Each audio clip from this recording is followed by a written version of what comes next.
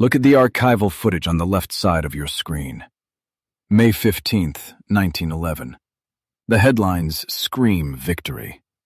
The United States Supreme Court has just ordered the execution of the Standard Oil monopoly.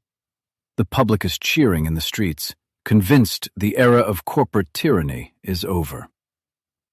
Now, look at the right side of the screen. A modern financial terminal tracing the exact moment the corporate corpse hits the autopsy table. The stock tickers for the severed pieces do not flatline. They explode upward. In the very second the company is legally destroyed, its market value instantly doubles. You are being lied to right now.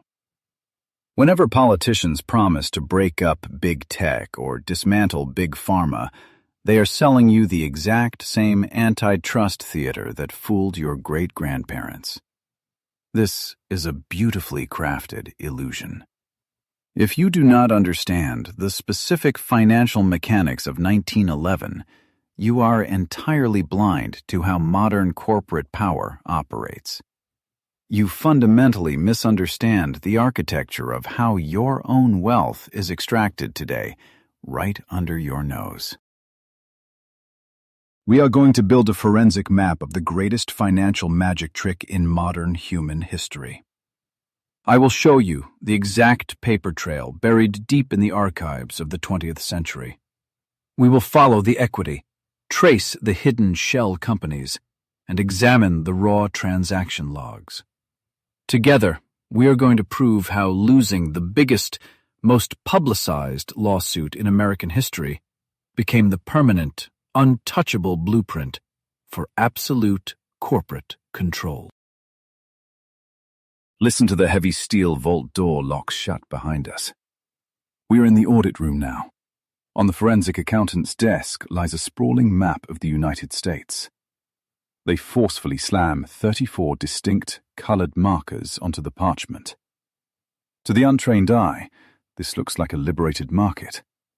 But the accountant recognizes the paper trail of a conquered territory.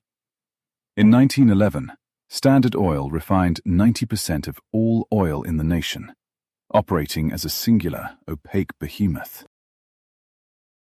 The Supreme Court mandate was brutal and uncompromising on paper. It forced the immediate dissolution of the trust into 34 supposedly independent and fiercely competing entities. The deadline was a mere 6 months. The public was told that the Leviathan had been slain, its tentacles chopped off and scattered across the continent. Yet, as the investigator pores over the original compliance protocols, a glaring anomaly emerges from the ink. The legal victory was a mathematical mirage. Courts operate on the logic of definitions and legal charters, but empires run on the cold mechanics of equity and shareholder math. The auditor's finger traces a single, seemingly innocuous paragraph in the settlement agreement. This is the smoking gun. This is the fatal glitch in the legal matrix that the prosecution either missed or quietly allowed.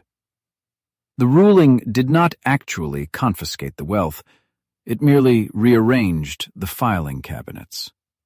The anomaly lies entirely in the method of distribution. The judge ordered that the shares in the new, fractured companies be distributed on a strictly pro rata basis. Let me translate that into the brutal reality of the ledger.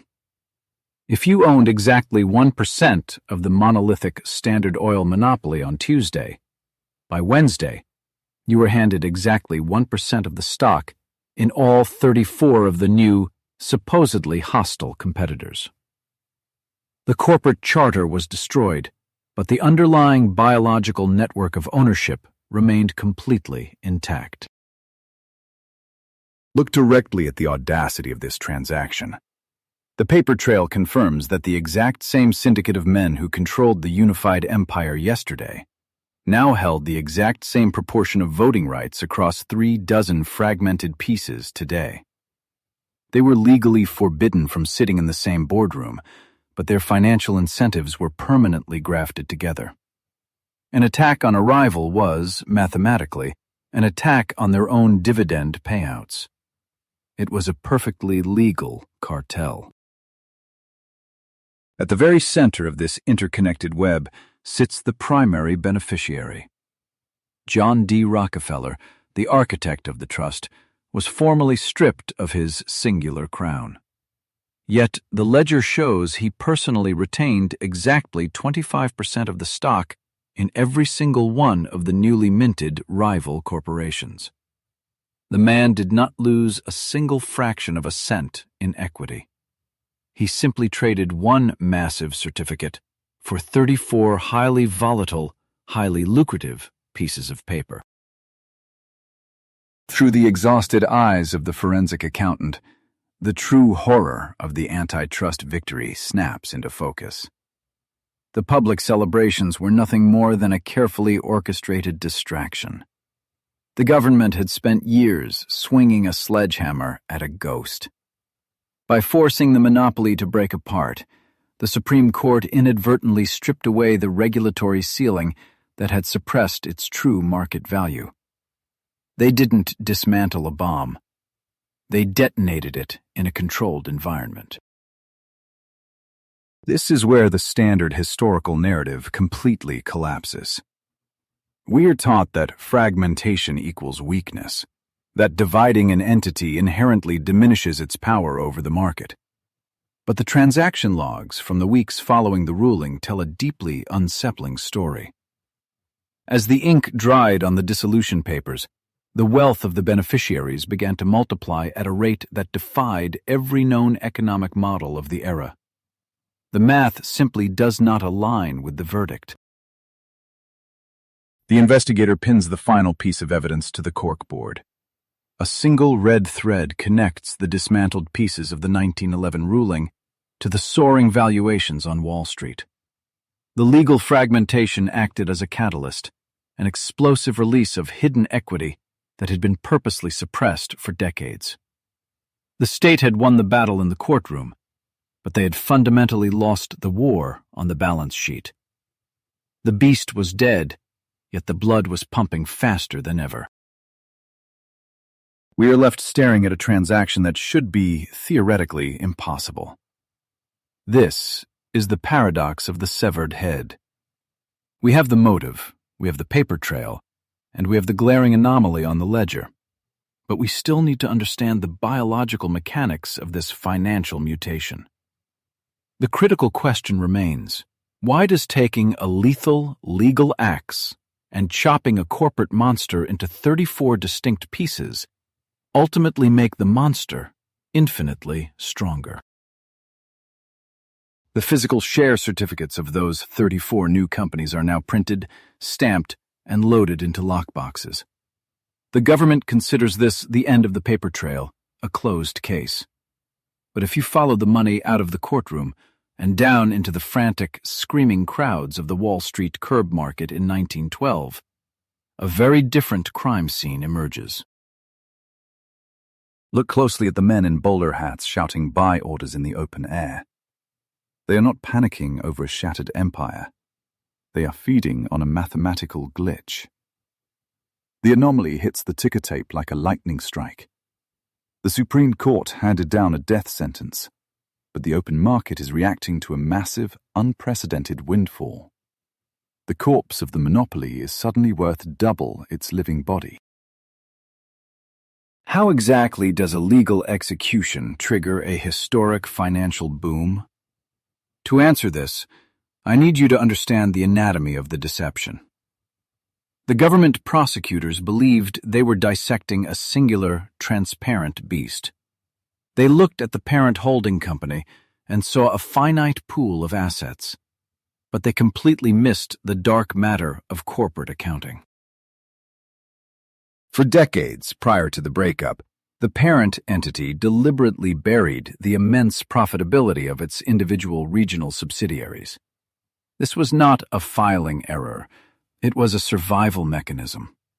By keeping the true margins of the Ohio refineries or the New York distribution networks off the consolidated ledger, The architects of the trust avoided drawing fatal government scrutiny. They hid their own wealth to starve the regulators of evidence. But the antitrust verdict forced a devastating structural change. To comply with the law, those 34 newly severed companies had to publish their own independent balance sheets. They had to open the black box. And when those separate ledgers hit the desks of Wall Street analysts, the illusion of a modest oil conglomerate instantly evaporated. Financial forensics calls this the sum of the parts valuation. When a deeply integrated cartel is forced to itemize its hidden machinery, the market suddenly prices each gear, pipeline, and patent at its true aggressive market value. The prosecutors thought they were destroying equity. Instead, they forced a mandatory price discovery on a severely undervalued asset. The transaction logs from the curb market tell a story of absolute speculative frenzy. Within exactly 1 year of the Supreme Court's dissolution order, the combined value of these newly spun-off companies doubled. In several regional markets, the stock prices of specific severed entities actually tripled. The legal fragmentation acted like a violent chemical catalyst, unlocking billions in suppressed equity. Through the lens of an investigator tracing this capital flight, the antitrust victory looks less like justice and more like the greatest insider trading setup in recorded history. The state did the heavy lifting of breaking the corporate shell, allowing the hidden capital to flood the open market. And the primary suspect was nowhere near the scene of the financial explosion. John D. Rockefeller was officially retired. On the exact day the gavel fell and his life's work was supposedly dismantled by the federal government, he was playing a quiet round of golf. He did not issue a frantic press release. He did not liquidate his holdings. He simply waited for the market to calculate the true sum of the severed parts and deposit the returns into his accounts. The camera pans down to a private, leather-bound ledger where the net worth of one man is being quietly tallied. The ink is still wet. A fountain pen brutally crosses out the figure of $300 million. In its place, the accountant writes a new, staggering sum: $900 million. The math is cold, precise, and utterly horrifying in its scale. By losing the most aggressive antitrust lawsuit of the 20th century, Rockefeller's personal net worth exploded to nearly $1 billion. He became, at that exact fractional moment in time, the richest human being in recorded history. The government had set out to drain his power, but instead, they accidentally handed him the keys to a financial printing press. You have been sold a comfortable narrative about the triumph of democracy over corporate greed. But the ticker tape does not lie. The breakup was not a punishment. It was a wealth extraction protocol executed with the blind, enthusiastic assistance of the United States justice system. The monopoly was never destroyed. It was weaponized for maximum financial yield. We have established the motive and verified the impossible payout. But this capital explosion is only half the crime. To maintain this newfound empire, these 34 pieces still needed to act as one living organism without ever leaving a paper trail of collusion. We need to find out how a cartel operates when it is legally forbidden from speaking to its own severed limbs. The inflated stock valuations on Wall Street are just the blood spatter at the crime scene. The real evidence lies in the voting rights. To the antitrust prosecutor standing in the federal archives, the dust motes dancing in the single shaft of light feel like a mockery. They broke the beast. They dissolved the corporate charter. But when you follow the newly minted, highly valuable share certificates, a chilling pattern emerges from the ink. Look at the corkboard in this darkened room. Pin up the black and white portraits of the new executive officers. 34 supposedly independent companies. 34 distinct legal entities mandated by the highest court in the land to compete fiercely against one another. The paper trail says they are rivals, but the red thread connecting their portraits reveals the ghost in the boardroom. How do you maintain a global cartel when communication is a federal crime? The prosecutor pulls the first archival ledger, tracking the primary beneficiaries of the 1911 ruling. The court mandated a pro-rata distribution of shares. It sounds equitable on paper. In reality, it was a fatal operational loophole. Because the original trust was carved up proportionally, the exact same men who ran the centralized monopoly were instantly minted as the majority shareholders in all 34 competing firms simultaneously.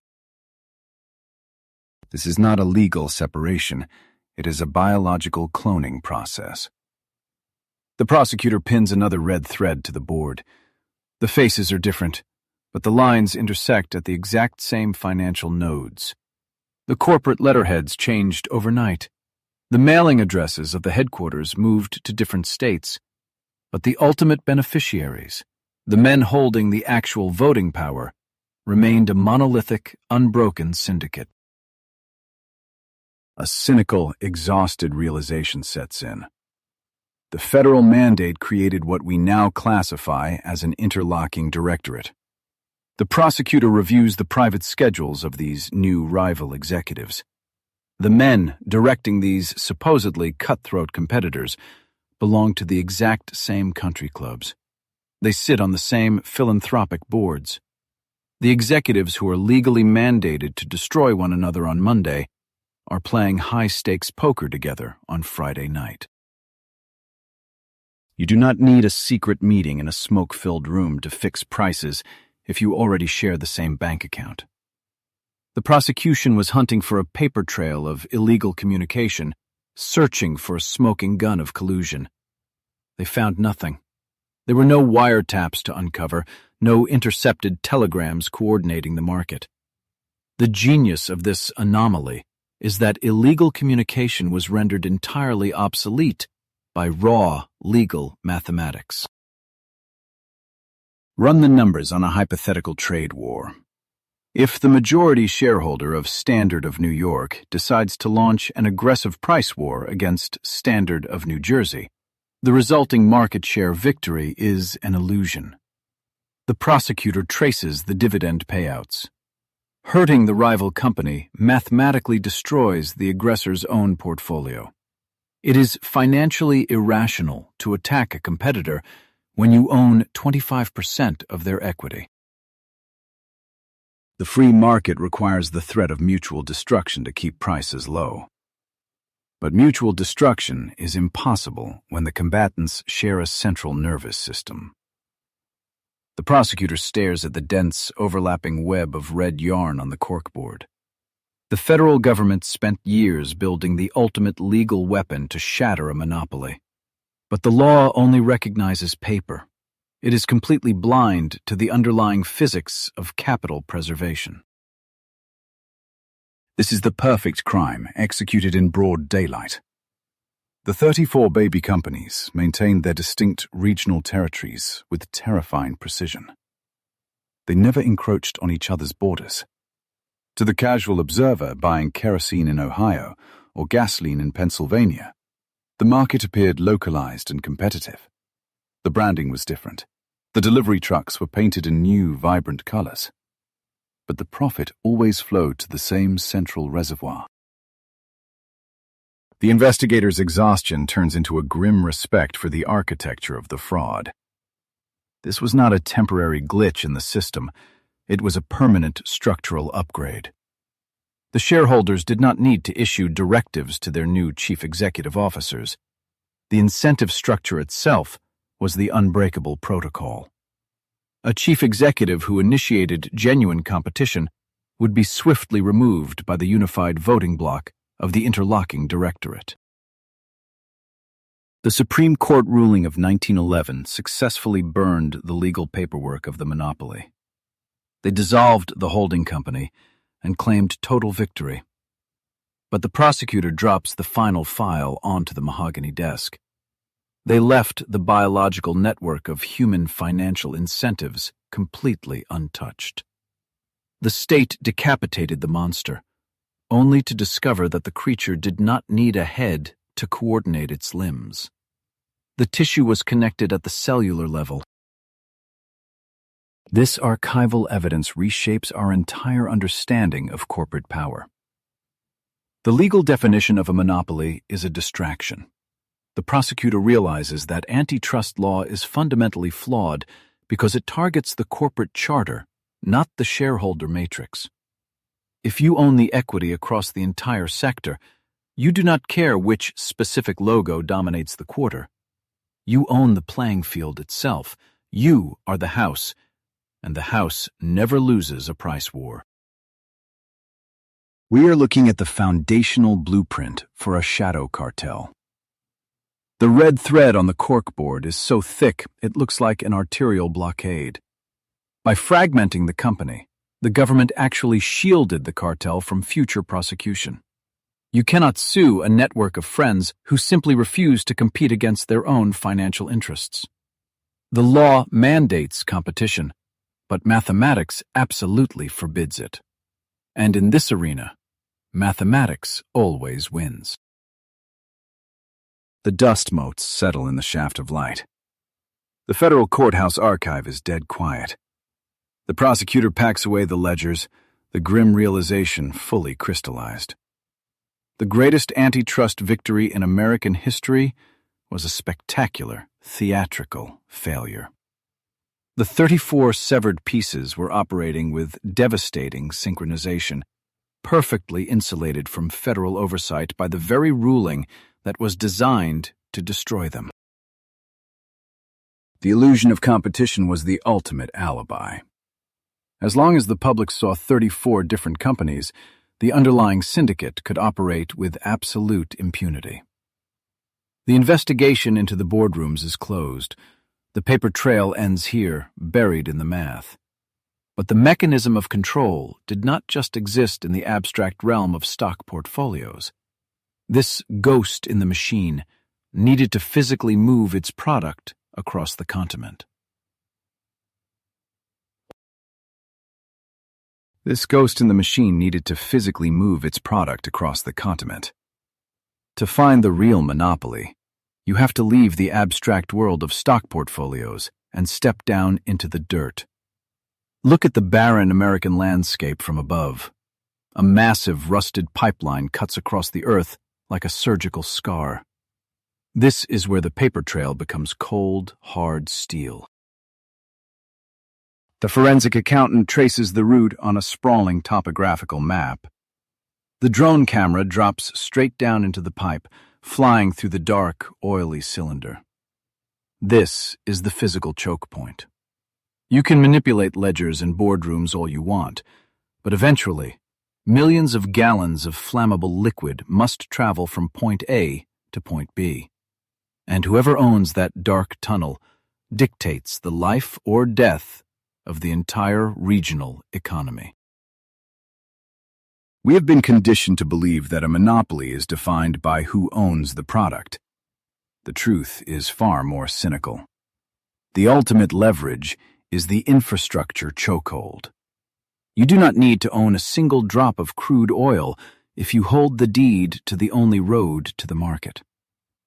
The forensic accountant highlights a bottleneck on the map, realizing the government's dissolution order created a logistical nightmare for anyone trying to compete. If you want to understand how the shadow cartel maintained its iron grip, you have to look at how the physical assets were divided. The 1911 Supreme Court mandate did not just create 34 companies. It shattered an intricately designed machine. The forensic accountant sifts through the asset distribution ledgers, searching for the anomaly. The math does not point to a free market. It points to deliberate geographical isolation. The breakup divided the original behemoth strictly along geographic and functional lines. By slicing the company this way, the government severely crippled the very concept of an integrated national market. They did not create 34 identical, fully functioning competitors. They created 34 incomplete fragments, each missing vital organs required for survival. The forensic accountant maps the severed pieces, watching the supply chain fracture. It is a masterpiece of misdirection. To the public, it looked like a massive corporation was being dismantled for the common good. But to the forensic accountant staring at the infrastructure map, it is obvious that these new entities were designed to be codependent. You cannot have a price war when you do not possess the tools to fight. The evidence is written in the steel pipelines and concrete storage tanks scattered across the country. Look at the balance sheet for Standard Oil of New York. The government allowed them to retain the massive, highly lucrative marketing and retail networks. They owned the street corners, the gas pumps, and the customer relationships. But the court stripped them completely of their crude oil production capabilities. They had the storefronts, but absolutely nothing to sell. The forensic accountant draws a red circle around their missing upstream assets. This functional castration guaranteed that Standard Oil of New York could never become a truly independent threat. They were permanently tethered to the supply lines of their supposed rivals. You are looking at a masterclass in controlled opposition. The forensic accountant cross-references the retail output with the production deficit. The math proves that true competition was physically impossible from the very first day of the breakup. Now flip the ledger and examine the assets of Standard Oil of New Jersey. The paradox deepens. This fragment kept the gargantuan, smoke-belching refineries that processed the crude into usable fuel. But the court stripped them of their downstream retail outlets. They possessed the capacity to manufacture oceans of kerosene and gasoline, but they had zero access to the everyday consumer. The accountant taps the pen against the refinery manifests. They were a massive heart with no arteries to pump the blood. Standard of New Jersey was functionally paralyzed without Standard of New York, and vice versa. They were not competitors. They were hostage to each other's infrastructure. The drone camera emerges from the pipeline at a sprawling refinery, a monument to this engineered dependency. The forensic accountant realizes that the antitrust prosecutors completely misunderstood the anatomy of the beast. Instead of a vibrant competitive landscape, these regional behemoths simply operated as localized, uncontested monopolies. The forensic accountant traces the perimeter of their distinct territories on the map. There was no overlap. There was no territorial encroachment. They respected the invisible borders drawn by their physical assets. The legal mandate ordered them to fight, but the logistics dictated total, synchronized cooperation. The trap was set perfectly for the outsiders. Look at the independent wildcatter, a solitary driller in Ohio who actually managed to strike oil on his own land. He has the raw product, but he immediately faces a brutal geographical reality.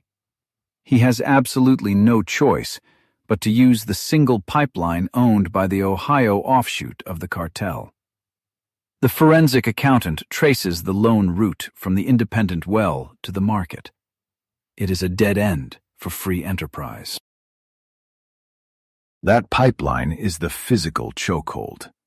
The independent driller is forced to pay whatever transit fees are dictated by the pipeline owner. If he refuses, his oil rots in the ground. The cartel does not need to buy him out or burn down his rig. They simply adjust the transit tariff until his profit margin is exactly zero. The forensic accountant calculates the extraction of wealth, watching the independent operator bleed out through logistical fees. This is the true nature of corporate power. It is not about having the best product or the lowest price. It is about owning the toll booth on the only highway in town. The government thought they dismantled a monopoly, but they actually fortified 34 unbreakable regional fortresses. The forensic accountant drops the pen. The brilliance of the crime is absolute. They weaponized geography to render the Supreme Court ruling completely obsolete. This level of systemic control is staggering, and it is the exact same blueprint used by modern tech giants today. If this scale of corporate engineering blows your mind, hit the like button right now. Do you think the independent drillers ever stood a chance against this matrix? Let me know in the comments below. And to ensure you do not miss the final solution to this historical mystery, subscribe to the channel before the paper trail goes cold. The brilliant geographical weaponization that paralyzed the American independent driller was only the first phase of the operation. By the late 1920s, these isolated regional fortresses faced a mathematical limit to their domestic expansion. The localized monopolies we mapped across the United States were suddenly forced to look beyond their protected borders. They needed foreign crude oil to sustain their inflated valuations, and that meant stepping into the chaotic arena of international extraction. According to the foundational theories of free market capitalism, this is the exact moment when brutal, cutthroat competition should have resumed. The severed fragments of the Standard Oil empire were stepping onto the global stage, untethered by domestic infrastructure chokeholds. They were legally independent entities, heavily armed with capital, staring at the vast, untapped oil reserves of the Middle East. The paper trail suggests a coming bloodbath of underbidding and corporate warfare. But the financial records show a transaction that theoretically should not exist. A complete absence of competitive friction. To find the anomaly, I followed the corporate ledgers across the Atlantic, away from the oil fields, and into the harsh, freezing rain of the Scottish Highlands. The date is September 1928. The location is Auchnacarry Castle. Inside these thick stone walls, far from any regulatory oversight, the illusion of the free market is permanently dismantled. I'm looking at the guest list for an alleged hunting expedition. The men gathering around the heavy oak table are not carrying rifles. They are the supreme architects of the global energy grid. The leadership of Standard Oil of New Jersey and Standard Oil of New York sit shoulder to shoulder with the executive royalty of European petroleum cartels. The American fragments have realized a fatal truth. Competing for international oil concessions will inevitably drive up sovereign prices. Bidding against each other in the Middle East would violate the prime directive of their survival, the preservation of maximum profit margins. Every cent spent outbidding a rival for a drilling lease is a cent stolen from their own interlocking shareholders. It is a mathematical suicide pact. So, as the cold rain beats against the castle windows, these men look at a massive map of the crumbling Ottoman Empire and simply decide to rewrite the geopolitical rules of the 20th century. A red marker is drawn in a thick, continuous loop around the entire Middle East. This single line creates a new corporate jurisdiction, superseding the authority of the sovereign nations trapped inside it. This is the birth of the Red Line Agreement, officially documented in their private archives as the As-Is Agreement. The executives draft a binding, ironclad treaty among themselves, establishing a protocol that entirely bypasses the friction of market economics. The terms of the As-Is Agreement are elegantly brutal in their simplicity. The participating corporations legally bind themselves to maintain their exact current global market share. If Standard Oil of New York held 16% of the market on the day the treaty was signed, they are guaranteed 16% of the market in perpetuity. They explicitly agree to never compete on price in any international territory. The concept of undercutting a rival is criminalized within their shadow jurisdiction. Reviewing the minutes of this meeting, you realize you are reading a confession to a heist that nobody noticed. They solved the supply problem by treating the planet's unextracted resources as a single, jointly owned reservoir. If a new oil field is discovered within the red line, it is not rushed to market to drive down prices. It is meticulously allocated, throttled, and distributed according to the fixed percentages agreed upon in this very room. The supply is artificially constrained. This is the ultimate evolution of the infrastructure chokehold we analyzed earlier. Instead of controlling a single pipeline in Ohio, these men are seizing control of the logistical arteries of the entire globe. The severed heads of the American empire have not just survived their legal execution, they have mutated. They realized that true immunity from government intervention requires operating in the lawless vacuum of international waters, binding themselves through private offshore treaties. Out of the smoke and quiet handshakes of Achnakari Castle emerges a syndicate that will soon be known as the Seven Sisters. This is an untouchable global oligopoly, a cartel composed of the primary descendants of the 1911 breakup alongside their European counterparts. For the next half-century, this invisible alliance will possess the unilateral power to dictate the energy policy, economic growth, and geopolitical stability of the entire planet, completely hidden from public view. The investigator looking at this structure sees a masterpiece of deniability. To the average consumer filling up their automobile in Chicago or London, the gas stations displayed different logos and bold, contrasting colors. The illusion of choice is perfectly maintained at the retail level. But beneath the surface, behind the corporate veils, every single drop of fuel is being priced, paced, and permitted by the exact same consortium of executives who drew the red line on the map. This clandestine protocol reveals to you the ultimate vulnerability of modern antitrust legislation. You can tear up a corporate charter in a federal courthouse, but you cannot legislate against human financial incentive. The moment the government fractured the trust, it forced the monopoly to decentralize its risk and globalize its ambition. The legal dissolution did not create a free market for you. It created a highly resilient, distributed network that no single nation could ever subpoena again. The implications of this hidden cartel stretch far beyond the price of a gallon of gasoline. By locking in their market shares and throttling production, the Seven Sisters effectively placed a governor on the engine of global human progress. They controlled the exact speed at which developing nations could industrialize.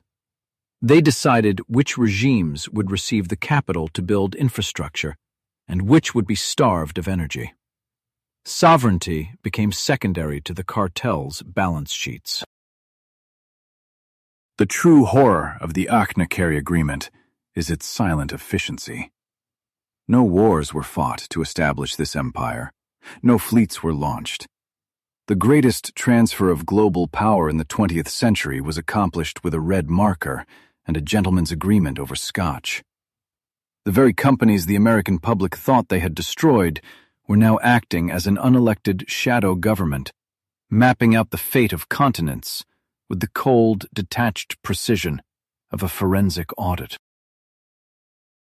But a cartel built on total control of a physical resource eventually faces a threat that cannot be eliminated with a simple treaty. As the 20th century accelerates, the tectonic plates of global power will begin to shift. Sovereign nations sitting on top of those massive oil reserves will eventually realize the true value of the wealth beneath their sand. When those nations finally push back, the scattered fragments of our monopoly will be forced into their most audacious mutation yet. When those sovereign nations finally pushed back, seizing control of their crude, the old world order of the Seven Sisters was severely compromised. We follow the timeline into the late 20th century, where the descendants of Rockefeller faced a hostile new dynamic. The global market had mutated, and the scattered fragments of our monopoly were forced to adapt or face extinction. Fast forward to the year 1999. To the exhausted antitrust prosecutor sitting in a high-tech server room at the Securities and Exchange Commission, the blinking red warning lights on the console signal a regulatory nightmare. The digital filings pouring into the federal database are not ordinary corporate maneuvers. They are the coordinates of a massive structural collapse. On the glowing monitor, two massive corporate logos slowly merge into one undeniable shape. To the investigator, it looks exactly like liquid metal from a dystopian film, seamlessly reassembling itself into a lethal machine. You are forced to ask a terrifying question. What happens when the government completely forgets its own history and allows the severed pieces of a cartel to fuse back together? This is the paradox of the reunification. By the late 90s, the geopolitical landscape had fractured entirely. State-owned oil conglomerates in the Middle East were aggressively squeezing the American market share. The secretive gentlemen's agreements drawn up in Scottish castles were no longer sufficient to maintain the absolute supremacy of the Western oil oligopoly. Facing intense pressure from these nationalized entities, the boardrooms of the American descendants panicked. The prosecutor watches the transaction logs and sees the unthinkable taking shape. Two of the absolute largest fragments of the original 1911 monopoly are officially drafting a proposal to execute a corporate merger. The severed head is attempting to reattach to the neck. The paperwork hitting the federal servers details a financial marriage that should be completely illegal under the most basic tenets of American antitrust law. Standard Oil of New Jersey, operating under its modern, friendly moniker of Exxon, formally initiates the absorption of Standard Oil of New York, a massive retail company known to you today as Mobil. The price tag for this historical reunion is a staggering $81 billion. To the prosecutor staring at the screen, this is a grotesque and cynical joke. The exact two entities that the Supreme Court violently tore apart 88 years prior are simply shaking hands, signing a contract, and moving back into the exact same holding company. You would expect the federal government to block this transaction instantly, citing a century of established legal precedent. But the corporate attorneys deploy a brilliant, weaponized defense.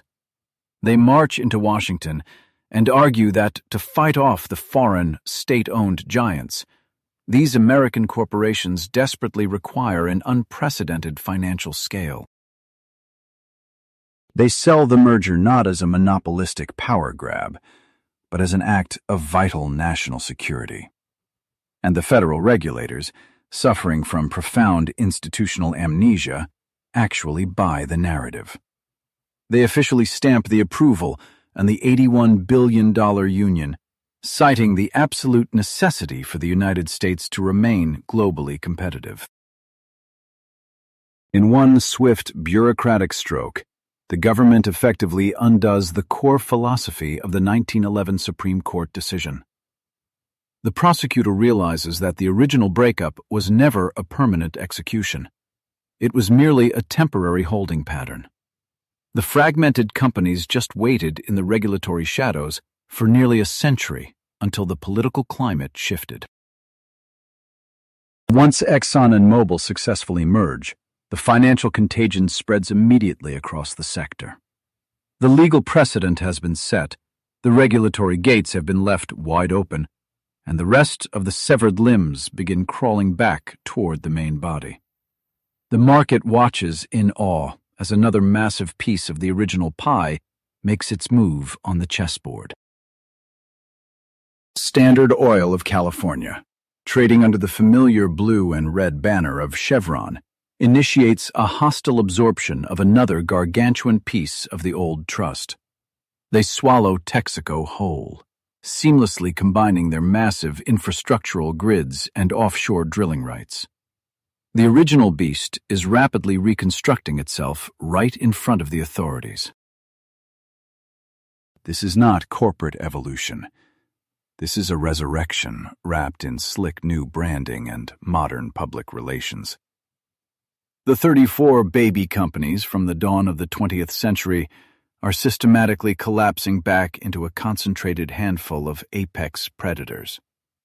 The illusion of a competitive free market is being quietly decommissioned on live television. The antitrust prosecutor rubs their eyes, staring at a network map that is violently shrinking. The government spent decades chasing ghosts, regulating the symptoms of the monopoly, while the underlying mathematical architecture remained completely untouched. The matrix of interlocking directorates simply used the crisis of foreign competition as a skeleton key to unlock their cages. The forensic reality is undeniable. If these physical, earth-moving titans can seamlessly rebuild their empire in plain sight, using the convenient excuse of market efficiency, the blueprint has been fully validated. And you must ask yourself, what is stopping the invisible, data-driven rulers of our modern digital age from executing the exact same vanishing act? If these physical, earth-moving titans can seamlessly rebuild their empire using the excuse of market efficiency, the blueprint is validated. And you must ask yourself, what is stopping the invisible, data-driven rulers of our modern digital age from executing the exact same vanishing act? The answer, as I trace the capital flows from heavy crude to silicon, is absolutely nothing. The exact corporate strategy used to reassemble the oil giants is actively running the current digital economy. Through the eyes of the forensic accountant, the physical geography shifts from rusted pipelines to a modern Silicon Valley boardroom enclosed in seamless glass. An executive confidently points a laser at a complex flowchart. It displays a master parent company holding dozens of subsidiary applications, cloud services, and autonomous platforms. I take the 1911 Standard Oil corporate structure and superimpose it directly over this modern tech diagram. The two matrices match perfectly. This is the modern blueprint. You are staring at the ultimate financial immunization protocol. How do today's trillion-dollar tech empires protect themselves from the inevitable threat of government breakup? They do not fight the antitrust prosecutors. They welcome them. They study the 19th century ledgers and utilize the exact 1911 playbook. The tech giants know that a forced fragmentation is not a penalty, but a mechanism to exponentially multiply their market capitalization. The paper trail reveals a deliberate structural mimicry. To the untrained observer, the restructuring of these tech conglomerates looks like standard corporate maturation. But when I examine the offshore tax havens and the internal routing of intellectual property, the motive becomes glaringly obvious. This is a preemptive defense mechanism. They are actively building the guillotines that will supposedly sever their heads, ensuring the blade misses the central nervous system entirely. Look at the evidence from 2015, when the world's most dominant search engine suddenly dissolved its original corporate identity to form a massive holding company called Alphabet. The official public relations narrative cited innovation and structural clarity, but the forensic reality is far more cynical. Alphabet utilized the exact structural logic of the original Standard Oil Trust. It was designed to compartmentalize legal risk while maintaining absolute centralized financial control. The accountant taps the glass of the boardroom window, tracing the lines of equity connecting the supposedly independent divisions. A self-driving car subsidiary on one side, a health data division on the other, all quietly feeding into the same central server farm. It is the hub and spoke model optimized for the digital century. If a regulator attacks one branch, the parent company simply severs the diseased limb, protecting the core asset. The true monopoly is completely decentralized. But the modern cartel does not deal in physical commodities. You will not find trains carrying barrels of data across the Midwest. The modern digital monopolies do not fear government breakups because their power does not reside in a single product. Their absolute control lies in the ecosystem. They have built the invisible infrastructure of the Internet itself. The digital pipelines, the proprietary code bases, and the interlocking directorates of global user data are their true monopoly.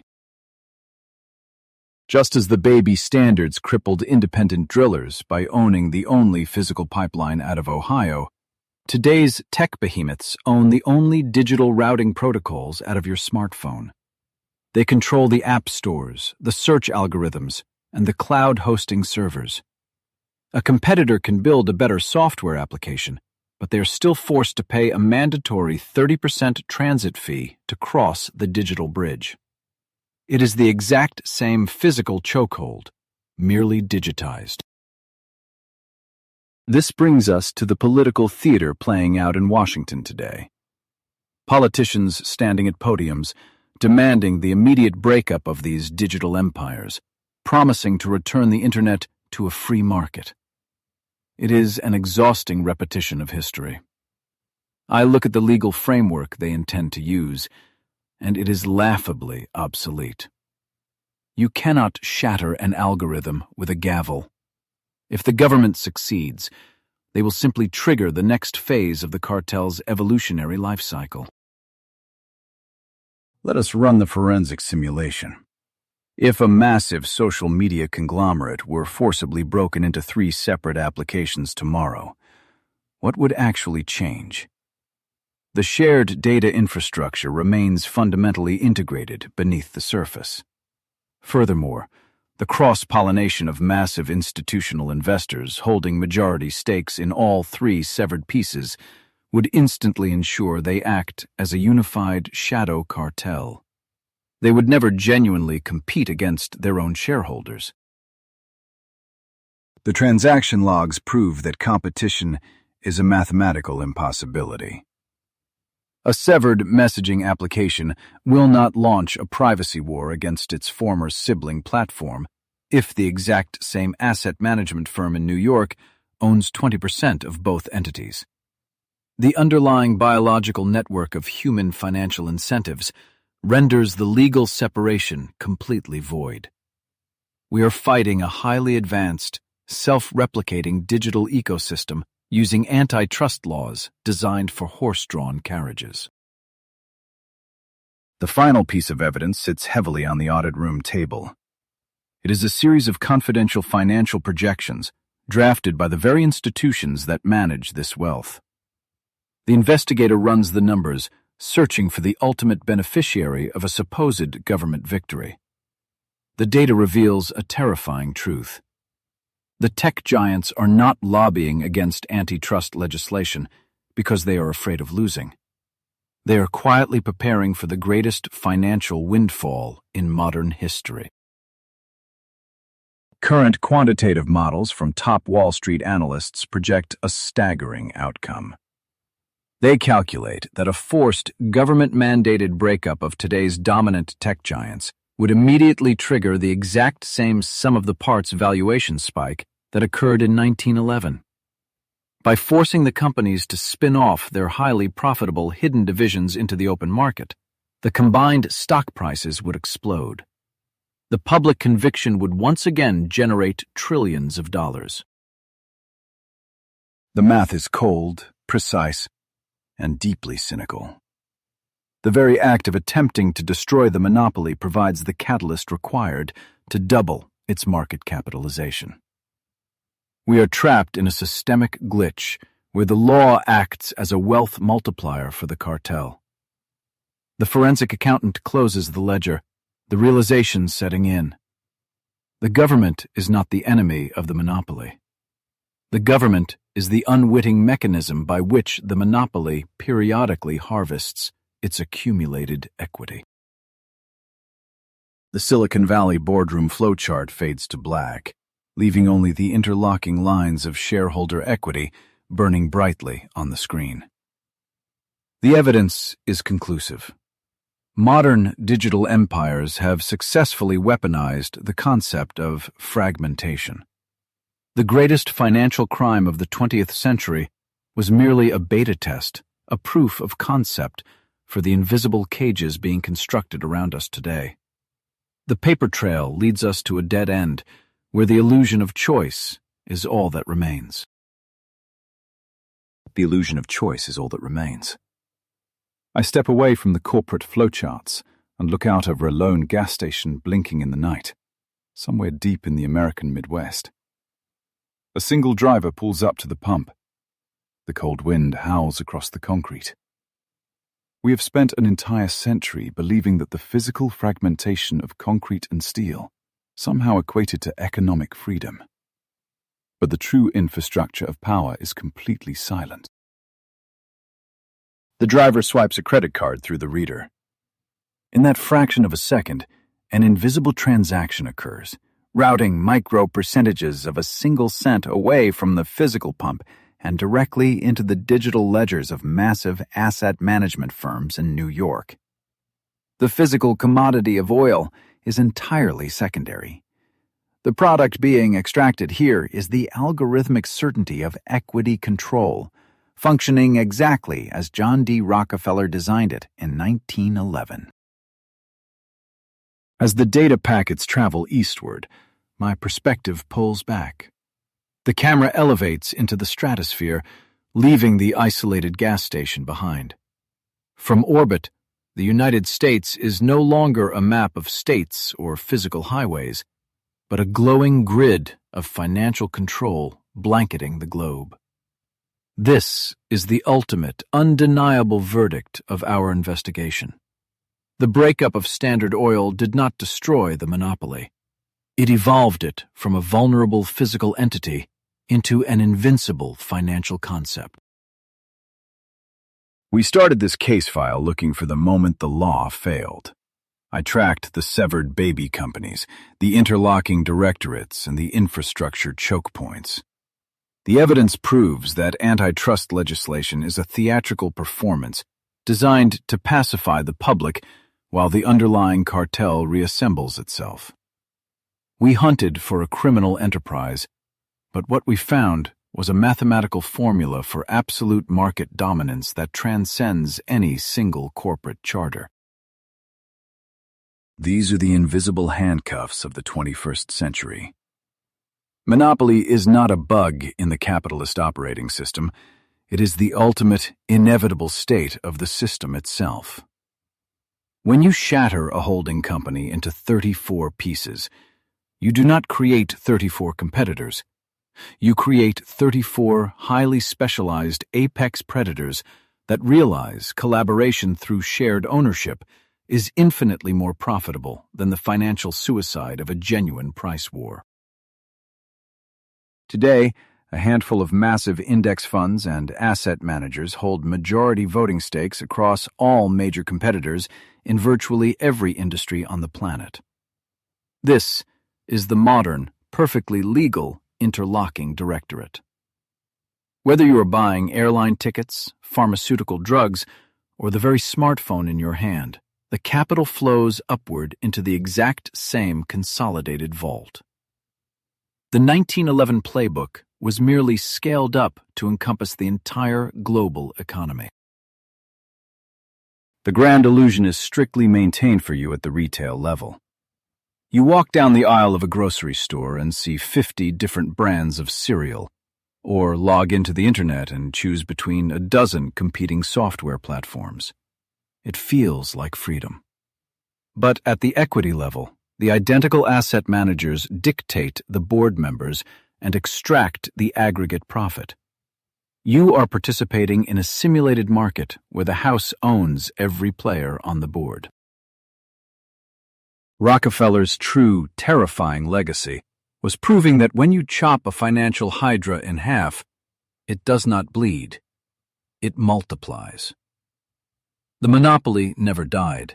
It simply became the invisible environment we live and breathe in. We are trapped inside the ledger of a ghost empire.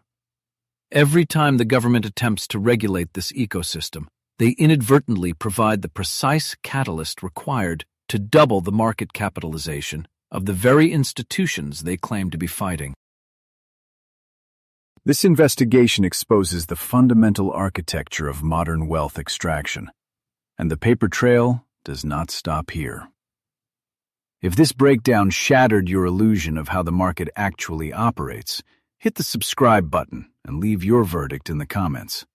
We are building an active, forensic archive of the systems that control our world, and I need you in the audit room with me as we trace the money to its ultimate source. The cartel relies on your absolute silence. The scheme has been fully exposed, documented, and verified. The mathematical reality of interlocking shareholder equity is the undeniable proof that competition is the greatest lie ever sold to the American public. You cannot legislate a biological organism out of existence by simply changing the names on its corporate letterhead. As long as the underlying financial incentives remain perfectly aligned, the severed limbs will always find a way to quietly fuse back together in the dark. The final report is compiled. The illusion of a free and open market has been systematically dismantled by the sheer, cold gravity of the data. We are living inside a beautifully constructed cage of fractional ownership, paying daily dividends to a monopoly that legally ceased to exist over a century ago. The investigation into the Standard Oil matrix is officially complete, but the cartel's grand operation is running flawlessly. Case closed.